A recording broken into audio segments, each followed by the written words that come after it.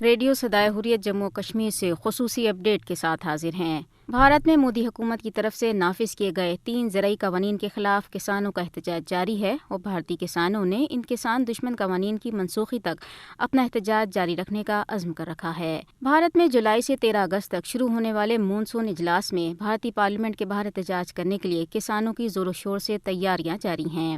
کسانوں کی تنظیم کسان مورچہ نے اس موقع پہ اعلان کیا ہے کہ مونسون سیشن کے دوران ہر روز پارلیمنٹ کے باہر احتجاج کیا جائے گا اور پارلیمنٹ کے اندر تمام اپوزیشن اراکین کو نام نہاد نئے زرعی قوانین کے بارے میں انتباہی خط دیے جائیں گے۔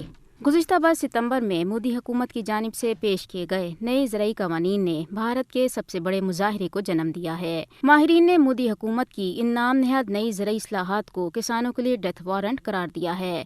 نومبر 2020 کے بعد سے دلی کے مضافات میں زرعی قوانین کی منسوخی کا مطالبہ کرنے والے ہزاروں کسان شاہراہوں پر کیمپ لگائے بیٹھے ہیں اور اس سلسلے میں بھارتی حکومت خاصی بے بس نظر آتی ہے۔ کسان احتجاج کے دوران اب تک نہ صرف درجنوں افراد اپنی جانوں سے ہاتھ دھو بیٹھے ہیں بلکہ کئی کسانوں نے احتجاجاً خودکشی بھی کی۔ ایک رپورٹ کے مطابق اب تک درجنوں بھارتی کسان زرعی قوانین کی منسوخی کے لیے احتجاج کی بھینٹ چڑھ چکے ہیں۔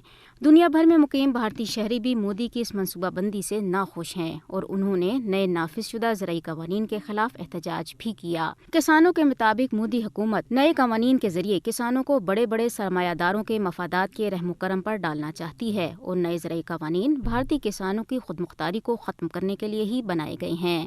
دوسری طرف بی جے پی حکمرانوں کا کسان مخالف قوانین کو واپس لینے سے مسلسل انکار کسانوں کی حالت زار کے بارے میں ان کی بے حسی کا واضح اظہار ہے۔ بھارتی کسان اس وقت تک اپنا احتجاج جاری رکھنے کا عزم کر رہے ہیں جب تک کہ تینوں کسان مخالف قوانین غیر مشروط طور ختم نہیں کر دیے جاتے۔